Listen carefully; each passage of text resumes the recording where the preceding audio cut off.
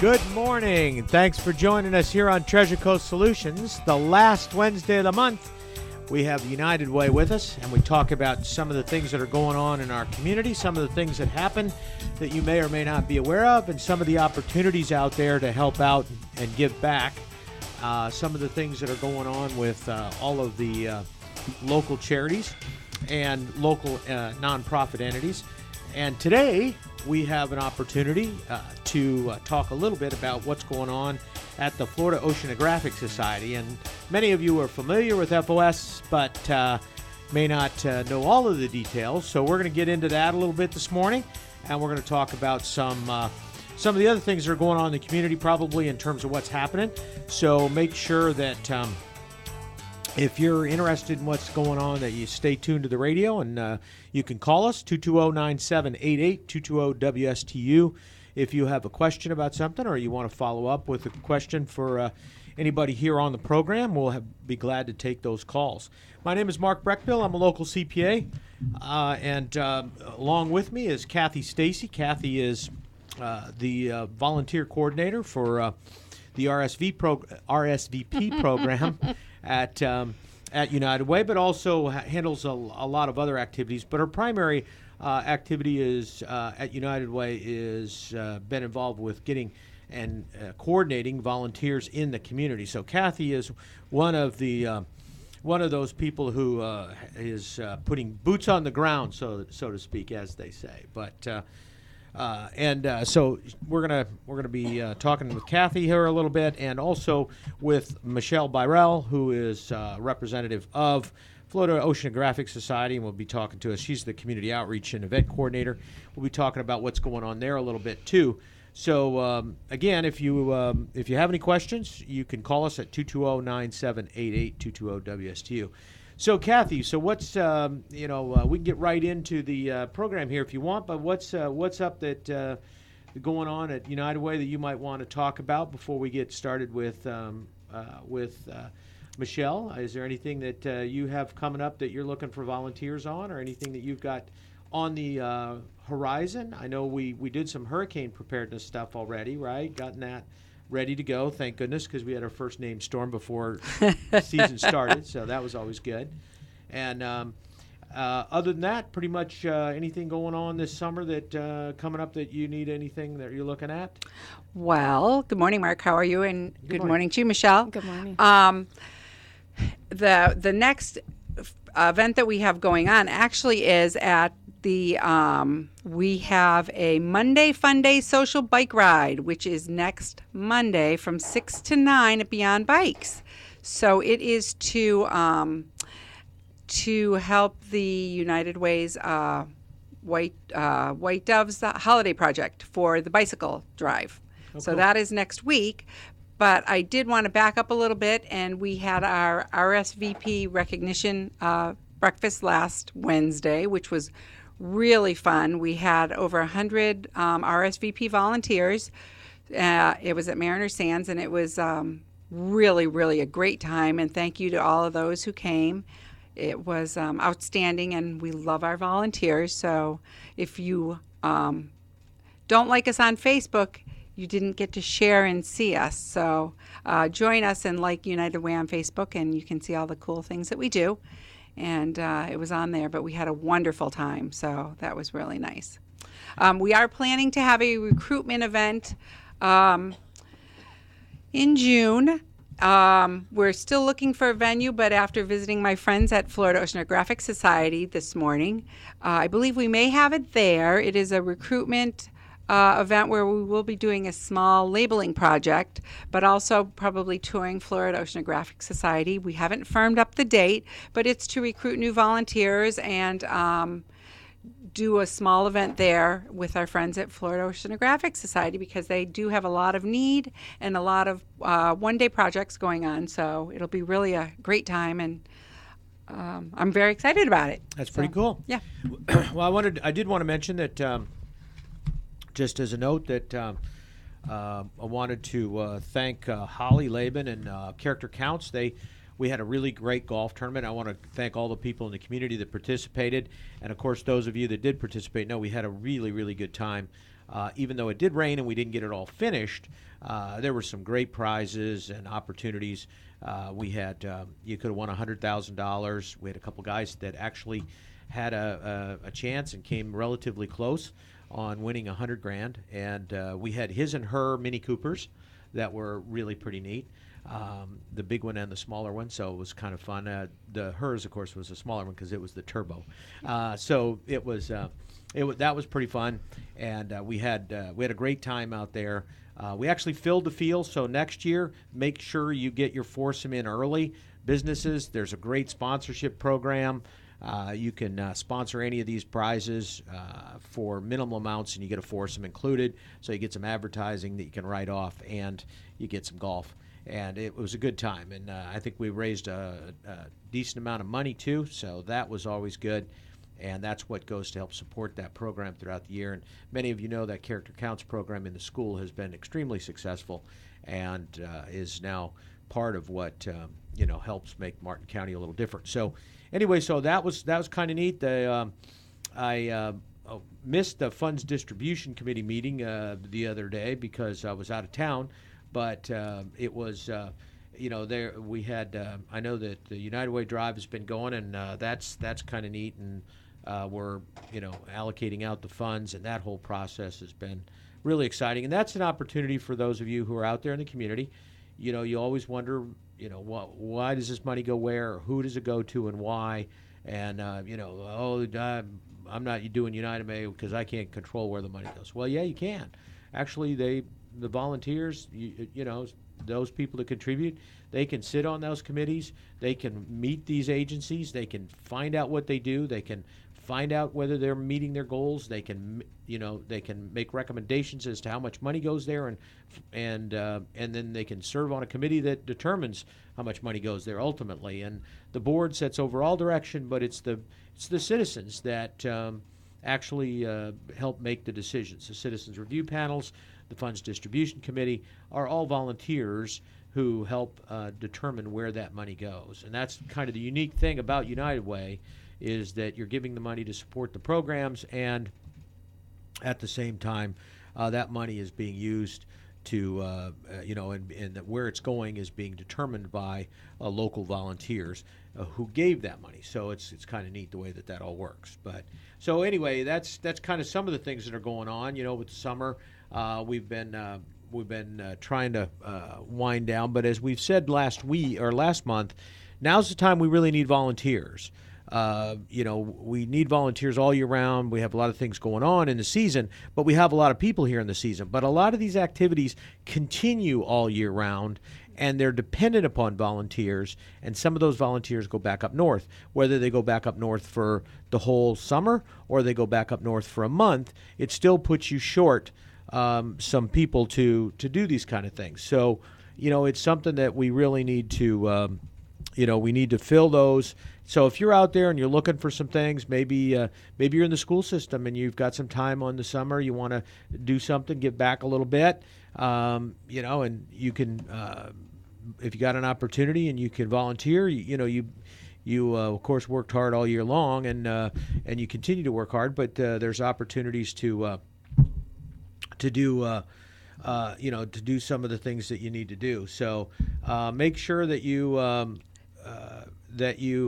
call Kathy, and she'll set it up so that you can have an opportunity to participate. So I did not miss the funds distribution? You did not. Okay. The great reveal will be June 6th at the Blake Library from 10 to 11:30, where nearly 60 local programs are going to be awarded. So, oh, that's cool. Yeah. So if you would like to join us, it's going to be at the Armstrong Wing.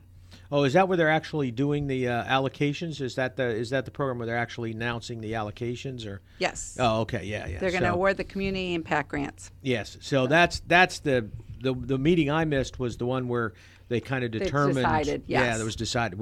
So that's kind of neat, and so that's coming up. That'll be the award announcements next Wednesday. Yep, and so that should be fun too. So. Let's talk a little bit about Florida Oceanographic and some of the things that go on out there. Michelle is here with them, and I know most of us, like I said, have heard of Florida Oceanographic, particularly if you've had kids. Most of us, our kids have, at some point in time over the last 35 years, have gone out there. In fact, I'm not even sure. I'm trying to think how old. Do you know how long Florida Oceanographic has been around? I know I'm pretty sure it's older than you, but I'm trying to remember.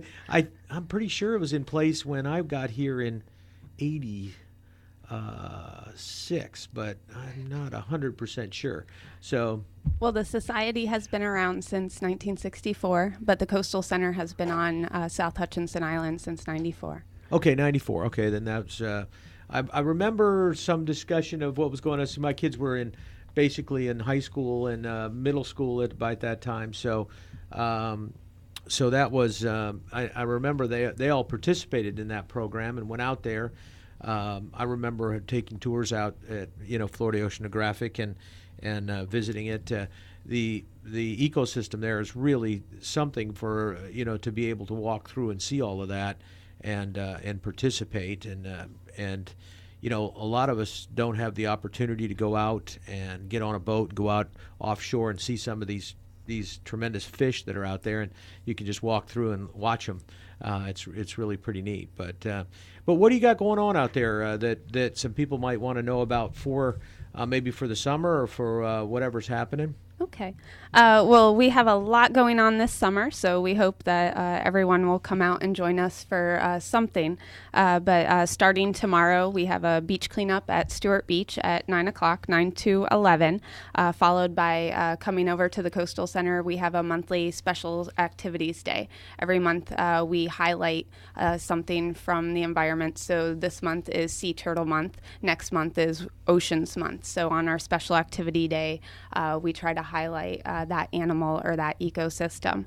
Next month, we have a lot going on with our nighttime sea turtle walks. If you guys have never been on a nighttime sea turtle walk, it's the most amazing experience, especially for us Floridians, to be able to see what's on our beaches. The loggerhead sea turtles come up and they lay their eggs, and through a special permit through the state of Florida, we're able to take you out for outreach to watch the loggerhead mama lay her eggs before returning back out to sea. It's truly amazing. We're offering these on Monday and Wednesday nights. They do fill up fast because it's limited availability, so I really encourage people to look at the calendar and sign up with us. And speaking of oceans, next week, we have a lot going on with oceans because next Friday, June 8th, is World Ocean Day. So if you haven't been out to the Coastal Center, we're having a half-price admission day so that you could come out, enjoy all that we have with our Stingray touching and feeding tank, our 750,000-gallon Game Fish Lagoon with all those fish like you stated, our nature trails, our touch tanks, all the different things, our sea turtles, of course, that you can view. So I encourage everyone to come out. That same day, New England Seafood is generous enough again this year to donate the proceeds from both of their locations and their markets on World Ocean Day to Florida Oceanographic. So if you're hungry, want some seafood, go out, visit New England Seafood for lunch or dinner that day. Yeah, and just that will come to us. Just as a note, that guy that tried to actually fish in the Game Fish Lagoon, that you'll get you in a lot of trouble. So don't try to get your fish that Exactly. way. We had that happen a number of years ago. I think somebody tried to get in there. But I would say that the other thing I wanted to mention is that the way to go to see sea turtles is through the walk. Don't go out on your own. I was out on the beach for a while. I stayed out there and had a place, and so I was fortunate enough every morning to see that where the sea turtles had come and gone. They don't always lay every single time they come in, so you see tracks sometimes. And of course, once they've laid, you're probably never going to see the tracks because they come around and cover that stuff up, so you can't. They mark them, but cover them up so they keep track of how many nests and what the population is. And there's up years and down years. The turtles come back typically to where they were born. They come back to nest where they were born. So, and depending upon what's going on, some years you'll have more and some years less, depending upon, kind of what the cycle was probably a few years before that. So it is kind of neat. But I've watched people when I was out there that try to go out there and observe, and they'll flash the flashlight on the turtle. That scares them away, or it gets them to stop, and they may not come back then at a and lay, and so it is very very difficult. So you don't want to really interfere with that process. Let's face it. How many of us want somebody coming into our bedroom with a flashlight and flashing a light on anything while we're doing that? So, and it's the same thing with this. It really does disrupt the process. Mm-hmm. It's the same thing to some degree. We know when the hatchlings are born, we're always conscious of making sure that our coastal lights are off because basically the hatchlings start following the moon, and if they think that you're mooning them out of your condo, then they're going to start going that way. So we don't want that to happen. So, but particularly as it relates to laying the eggs and that process, go on a walk. Florida Oceanographic has a program. They'll take you out there. They know what they're doing, and so you can observe without interfering. And that's so that's a whole lot better than to becoming an active participation in the process. You don't want to do that. You don't want to interfere with it. So you can give Michelle a call or somebody out there. And when are they starting this? They start in June, right? Actually, the first one is tonight. Tonight. So, but May 30th. And we'll go through August 1st because that falls on a Wednesday. And so every Monday, Wednesday in between throughout the summer. So that's pretty neat, and it is kind of, if you've never been out on the beach at night, it is kind of a cool process. You won't need a flashlight if there's the full moon. It's pretty easy to see what's going on, but at the same time, it is kind of interesting to see what it's like out there at night, and especially when the turtles are nesting and you can see them coming up, and those things are huge. Some of those loggerheads are huge, and so it really is kind of cool to watch that process. So if you have an opportunity to do that, it's something that you should do at least once in your life to see what's happening, and to see what that process is about. You'll have a lot more respect. I know we have loggerheads that nest. We have leatherbacks, I think, that nest. Yes. We have some green turtles, I think, I believe, that nest here. I'm not sure what else we have out there and when those seasons are, but so you get an opportunity to see all of that process, and it really is an amazing thing to see what's going on, and that the fact that they are coming, that these turtles really are coming from all over the place to come back here to lay eggs and start that cycle over again is really amazing, and it really gives you an appreciation for how important the beaches are, the ecosystem is, and those kind of things, because that, and we don't think about it because we don't see them other than when they're laying. Right. But if that environment is destroyed, it'll significantly impact how many future loggerheads we have and how many future turtles we have, and can significantly, some of the turtles, the population isn't that big yet. I mean, I think we've done a pretty good job, and particularly here on the Treasure Coast, of trying to preserve and encourage that, and have had some success. In the nesting, they keep track of the nesting and how many hatchlings and that kind of thing. But there are still certain types of turtles where the population was small to start with. They get eaten up pretty quickly, just because there's 50 of them or whatever that are. It doesn't mean that 50 of them are going to survive. Right. It's a lot less than that because of all of the things. I mean, when you see these little turtles when they hatch, you can understand then how fragile it is, because they're these little things. I mean, they're going to be eaten by just about anything. There's a good chance once they get in the water. So there's got to be a bunch of them, and they got to keep going, and they got to happen every year. Otherwise, that population is going to be gone pretty quickly. So, again, you go through this process and you learn a little bit about these these turtles and see what's going on. And also you have a better appreciation for some of the other things that Florida Oceanographic does during the year, like beach cleanups and things like that, because you see what happens when plastic covers and fishing line and things get out there and get tangled up, and you can see what they do to some of these to some of the turtles. And I've seen these pictures of these ones where the little tops that they used to have and you don't see those as much anymore. We've actually changed what we do, but the little plastic 6-pack tops, the rings. And in the old days when the turtles were smaller, they'd get the ring caught on their neck and not be able to get it off. Then they grow and it really becomes embedded in them, and it actually changes and strangles them at some point. It actually can kill them off. And same thing with some of the fishing line and stuff that gets out there that you just got to be careful. It gives you more of an appreciation of how fragile that system is and what needs to be done. So that's pretty neat. I know for kids the stingray exhibit is really a big deal. Most people like the idea of, even for big kids like me, like the idea of touching the stingrays.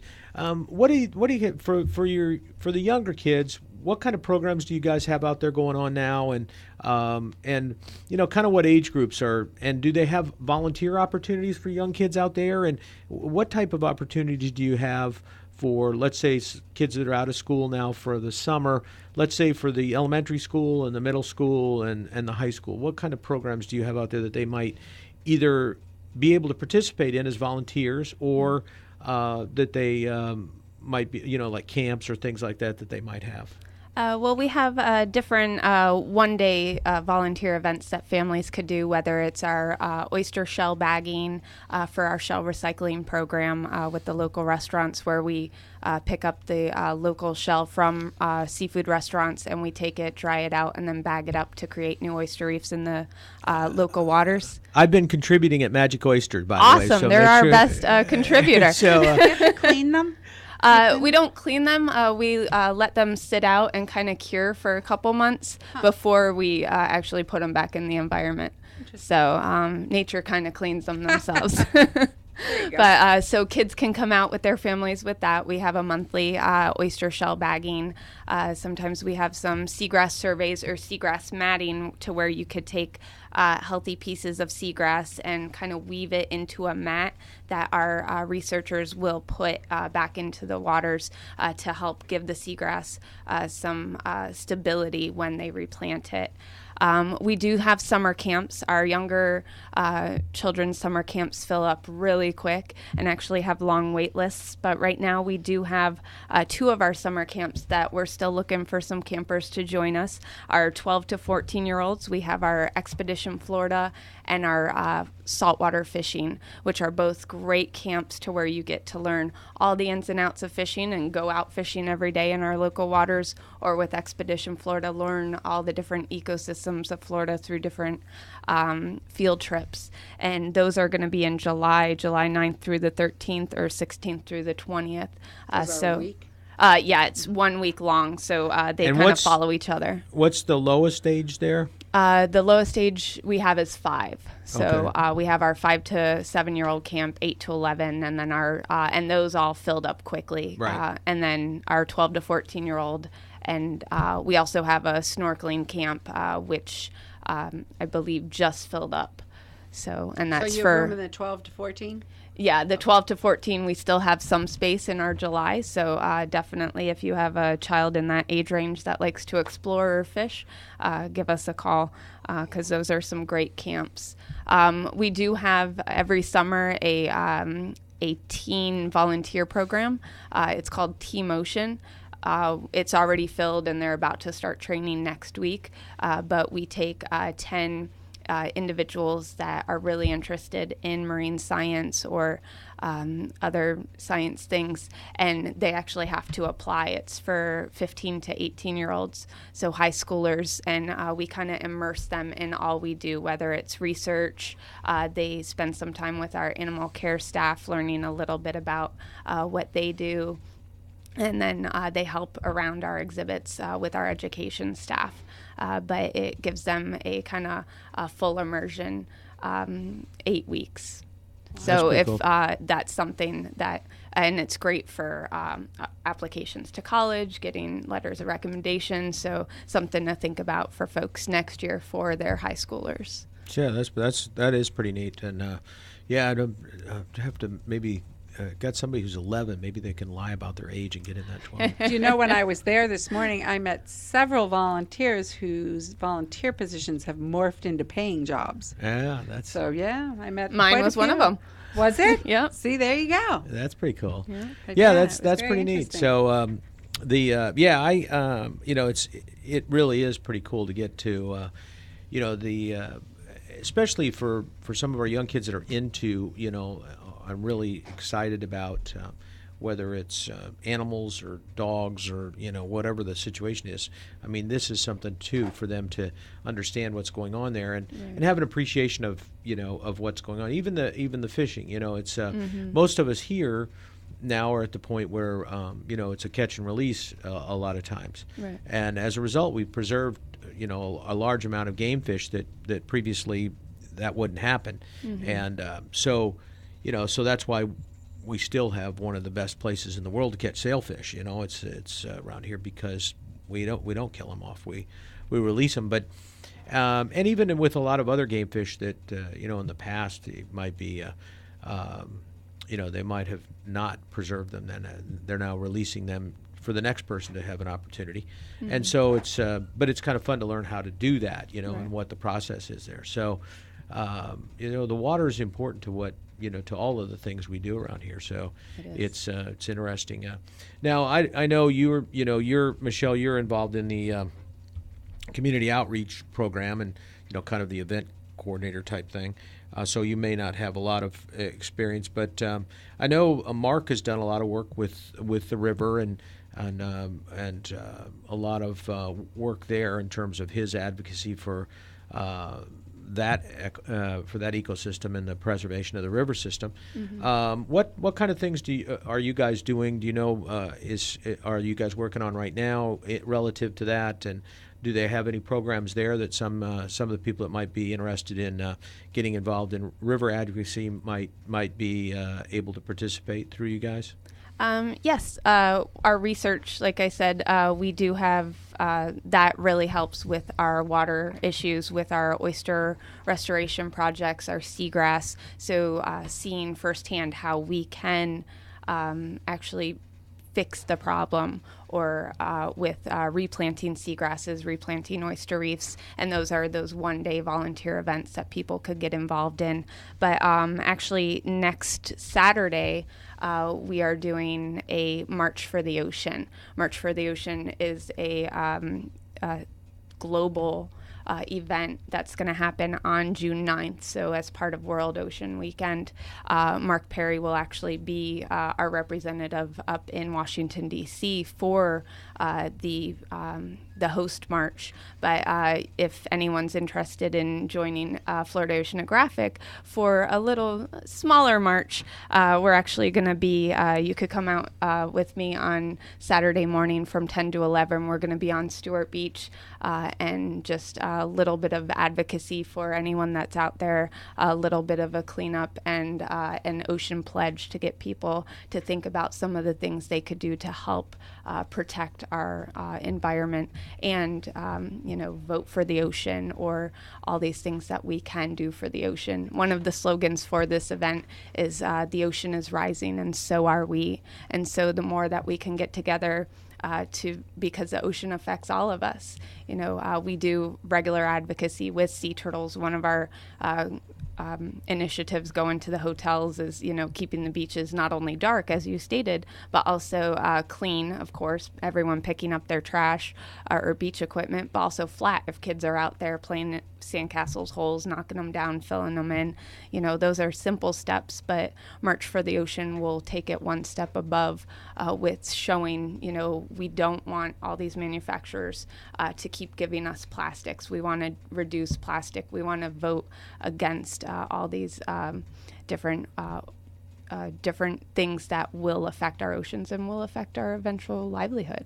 So we're getting together on the 9th, everyone wear blue for the ocean and sign the pledge, which will be on our social media, on our website. But you can come join me for an hour out at Stewart Beach, and, we'll see what we could do to bring advocacy to our local community members. Do we just show up? Yeah, you can just show up. We'll have a Facebook event that you could RSVP to, or just come on out. You got it. What's your email address or your Facebook? Our Facebook, Florida Oceanographic Society, but our website, which all these events that I mentioned are on, including Sea Turtle Walk registration, will be floridaocean.org. Perfect.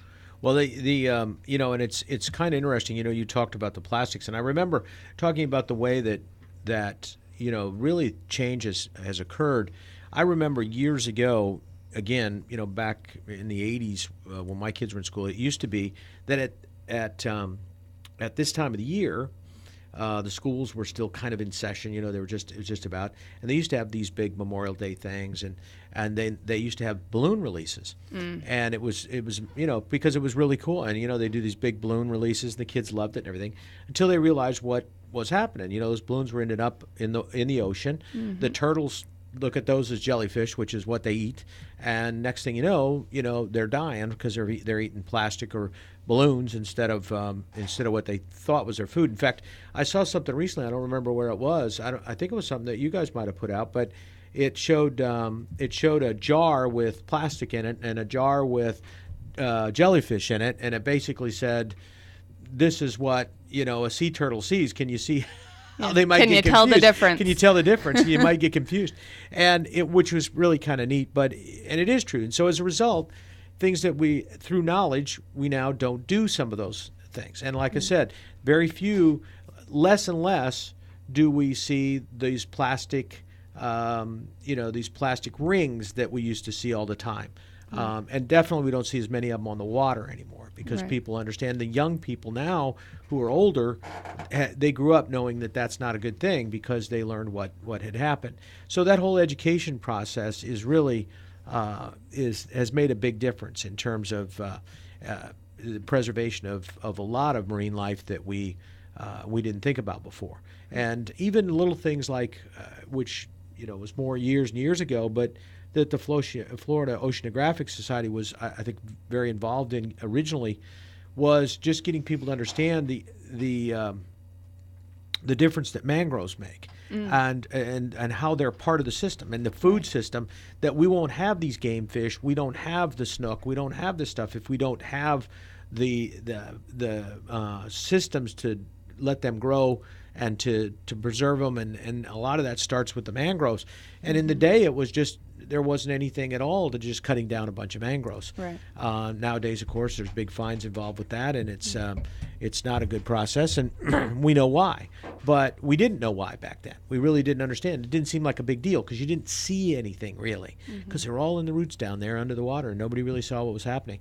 And until we started seeing the effect of it as development started taking those out, and of course people say, this is affecting my, view. We need to cut them down, and then the only other thing was, same thing we had with the sea oats and some of that type of stuff in terms of the preservation of the dune line, and now we're seeing some of it with the hurricanes because we didn't have hurricanes for a long time. I mean, we had a couple nor'easters that did some damage, but now we're seeing having that system in place, the difference it makes in terms of beach nourishment, beach renourishment, and preservation, and the ability to kind of maintain those systems.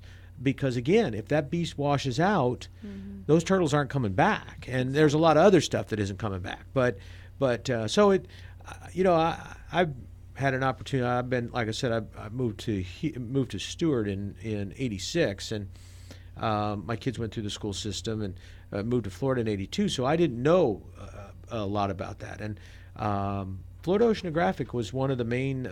Between that and the Environmental Studies Center, those two organizations are tremendous resources in terms of teaching people about what's going on in the system and educating our kids and everything else about that. And these programs that you've got, the trouble is that they fill up so fast that you cannot, and you could probably charge, more money and those kind of things, but then people can't afford them in their scholarships. Right.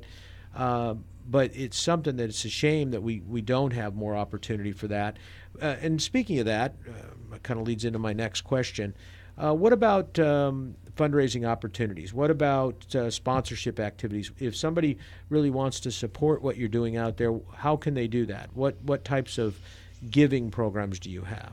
Well, we have just regular donors, or you can become a family member, or there's different levels of membership. If we have families that absolutely love coming to the Coastal Center, we have a family membership that's good for a year and actually 3 generational. So if you're a grandparent, you could bring all your kids and all your grandkids, which is great because it keeps them coming back, keeps them learning and getting involved in our different opportunities. There's also other levels of membership, including corporate sponsors or business partners, and we have our restaurant partners that donate the shells.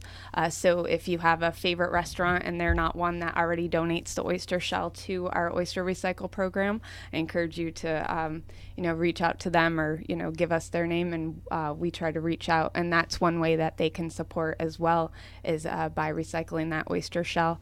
But we also are always looking for different donors, because as a nonprofit, we'd love to grow so we can teach more people and have bigger programs. And if that's something you're interested in, I really encourage you to call and talk to our director of development, Abigail Flood. Okay. So. Now, but they have a Christmas event too. Don't you do that, Mary? We do have different seasonal events, yeah. So definitely keep an eye on the calendar for our seasonal events, including we just recently had a free kids fishing clinic, which is amazing. The kids right now are going through a 3-month-long fishing tournament, have already logged well over 100 fish, and that's a great program. We also do a lot of different things throughout the year.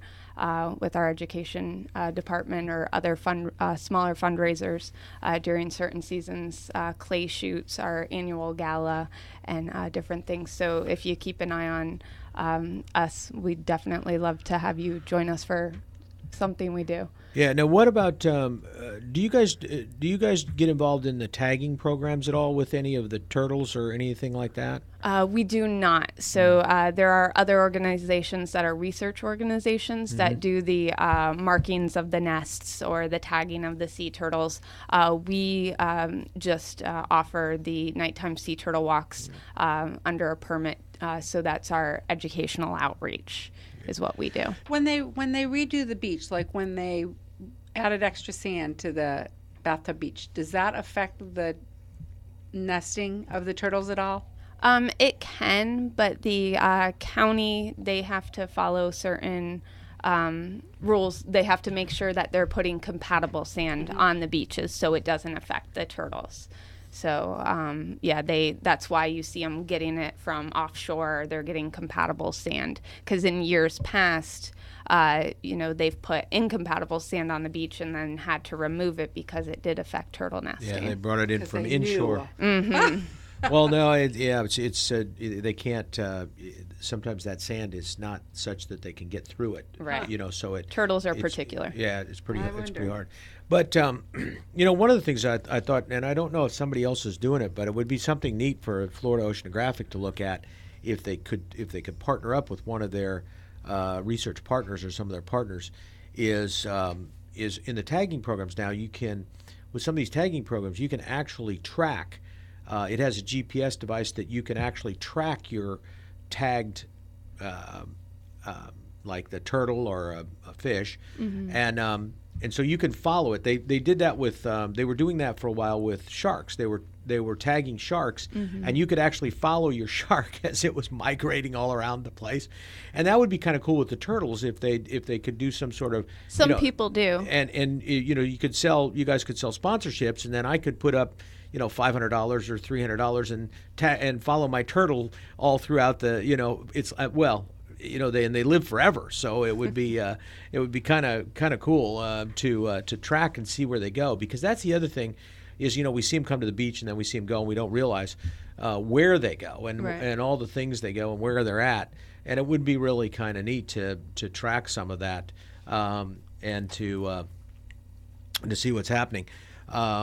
The flip side of that, we need to make sure that we still have trouble with poaching, and that's an issue that we have to be aware of. And if you and that's why we need to be careful. But if you see somebody out there messing with the nests, you need to contact.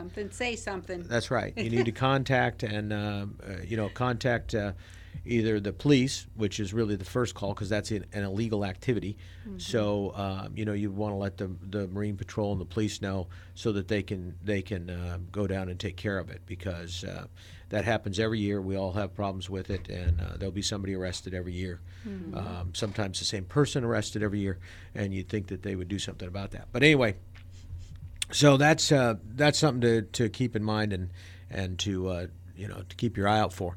So other than that, I guess we had looked at we've talked about some of the things that are going on. We've talked about some of the stuff that's coming up.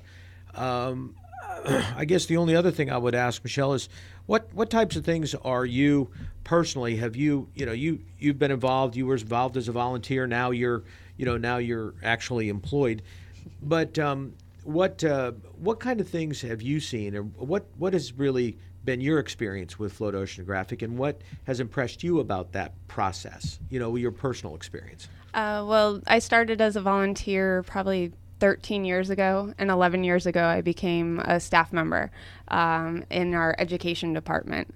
And this January I actually transferred to my new role in development as community outreach and event coordinator. And I just love the organization. I've been a part of it, watching it grow, and been part of the growth. Mark Perry is an amazing man, and just he's an awesome boss to have, because he just inspires you. He is full of optimism, and it keeps us just moving forward, knowing that, okay, we can push towards a better future, a solution for the problems.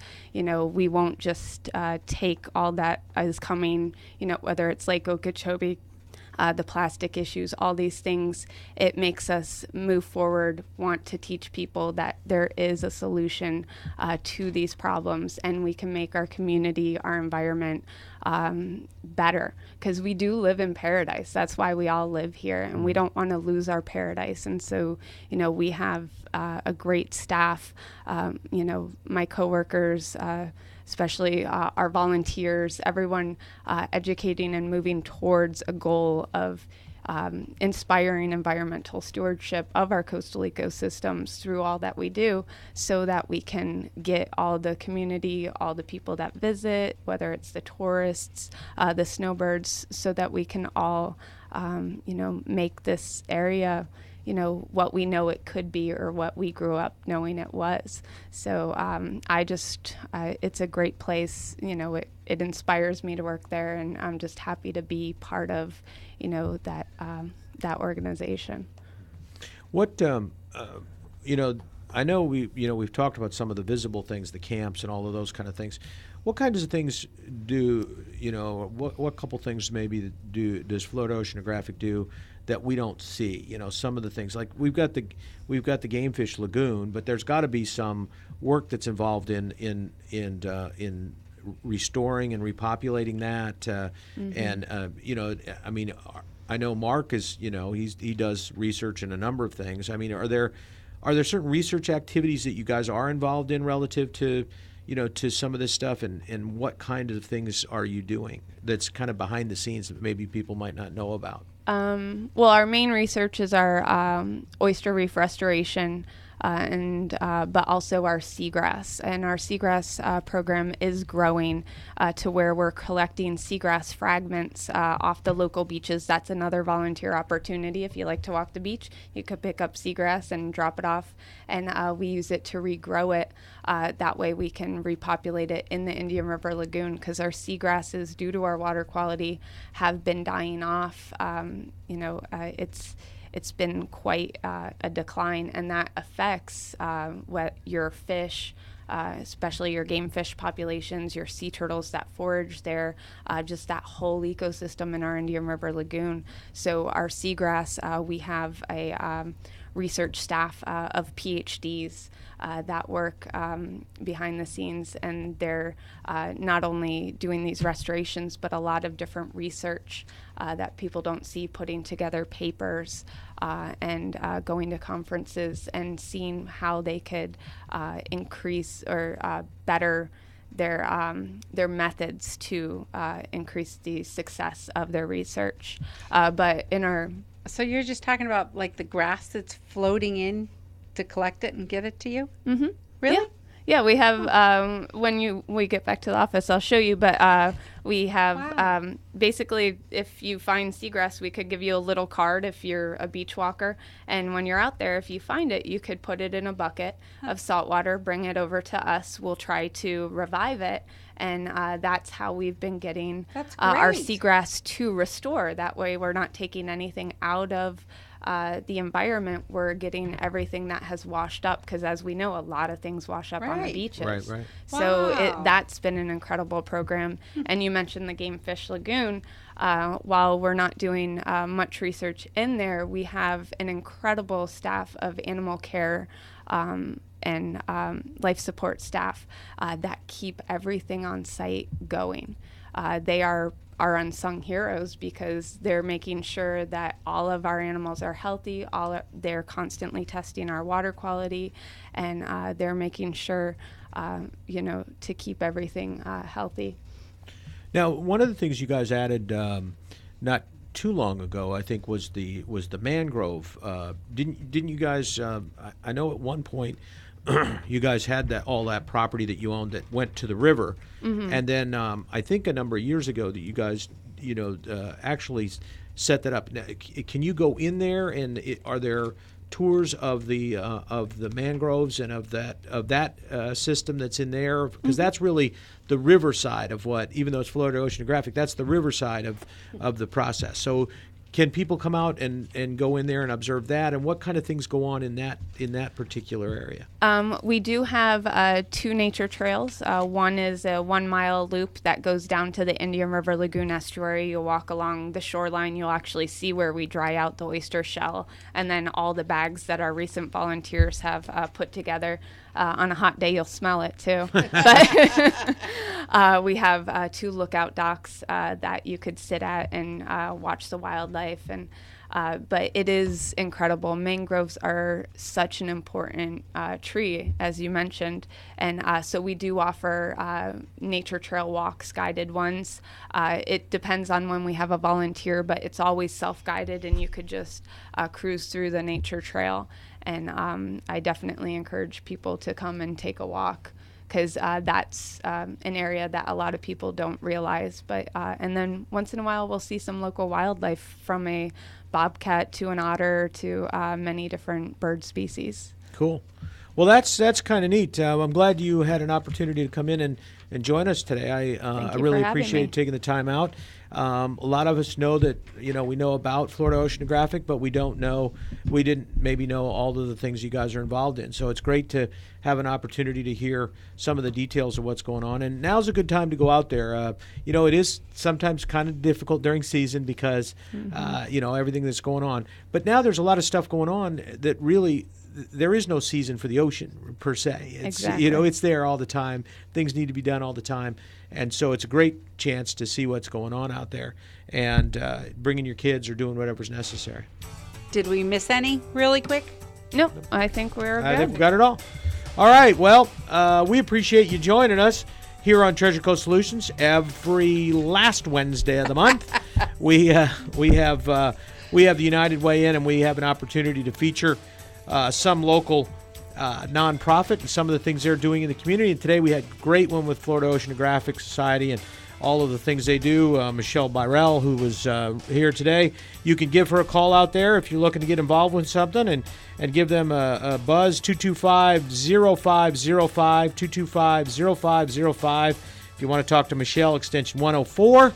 And but just call out there, find out what's going on, participate, get involved. great opportunity. There's still those 2 things that are open, so make sure you check on that. And thanks for joining us here on WSTU Digital 1450. We are Martin County's Heritage Station.